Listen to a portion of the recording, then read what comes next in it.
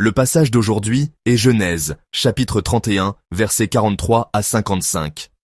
Lisons-le ensemble. Laban répondit et dit à Jacob, « Ces filles sont mes filles, ces enfants sont mes enfants, ce troupeau est mon troupeau, et tout ce que tu vois est à moi. Et que puis-je faire aujourd'hui pour mes filles, ou pour leurs enfants qu'elles ont mis au monde? Viens, faisons alliance, moi et toi, et que cela serve de témoignage entre moi et toi. » Jacob prit une pierre, et il la dressa pour monument. Jacob dit à ses frères, « Ramassez des pierres. » Ils prirent des pierres, et firent un monceau, et ils mangèrent là sur le monceau.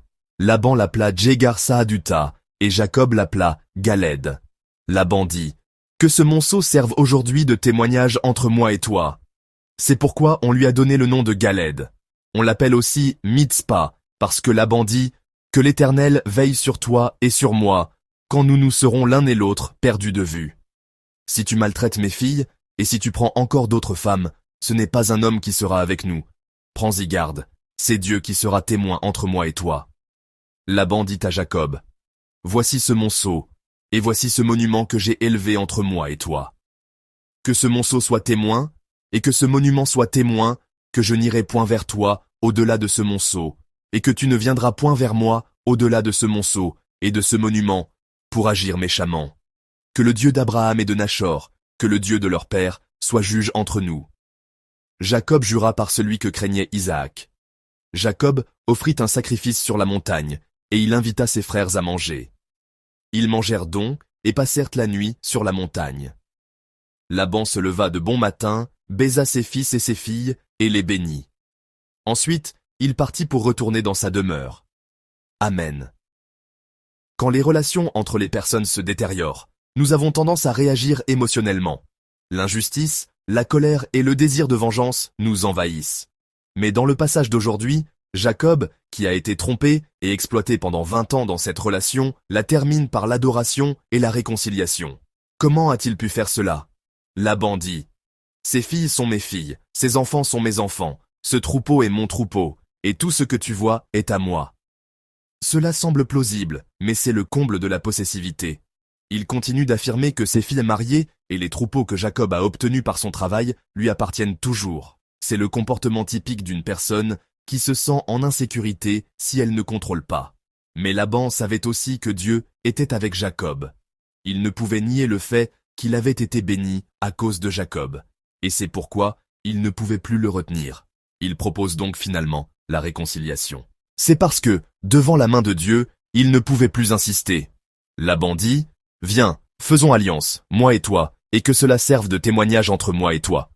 Que ce monceau et ce monument que j'ai élevé entre moi et toi servent de témoins. » Ils dressent un monceau de pierre et une colonne, et jurent de ne pas se faire de mal l'un à l'autre. À première vue, cela ressemble à la paix, mais en essence, c'est une limite. Ne franchissons pas cette ligne. C'est une relation proche mais distante, une promesse de non-hostilité même s'ils ne peuvent être ensemble. C'est triste, mais c'est une décision de se respecter mutuellement et de suivre chacun son propre chemin. Cependant, au centre de cette alliance, il n'y avait pas l'homme, mais Dieu. Bien que cela ressemblât à un accord entre personnes, ils ont établi Dieu comme témoin.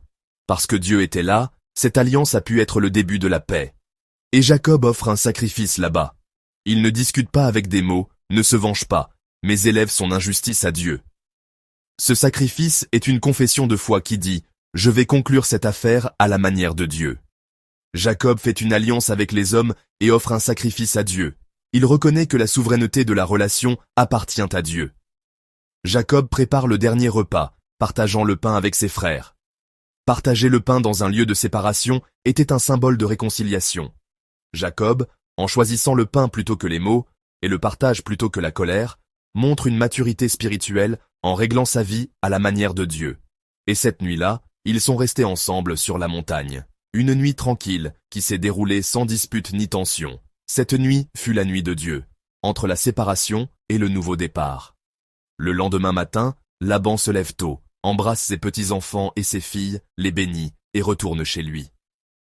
Jacob n'est plus la propriété de Laban. Il devient un pèlerin qui avance sur un nouveau chemin, suivant l'alliance de Dieu. 20 ans de conflit. Ces vieilles blessures et malentendus se transforment en réconciliation en un seul jour. Cela a été possible grâce à l'intervention de Dieu et à la foi de Jacob. Avez-vous peut-être de telles relations dans votre cœur? Des malentendus non résolus, des émotions inachevées, une distance qui n'a pas pu être restaurée. Aujourd'hui, présentez tout cela à Dieu. Avant de parler aux gens, adorez Dieu. La réconciliation ne commence pas par les émotions, elle commence par la foi. Au dernier moment d'une relation, la meilleure réponse que nous puissions donner est l'adoration. Confions tout à Dieu et choisissons le début de la réconciliation et de la foi.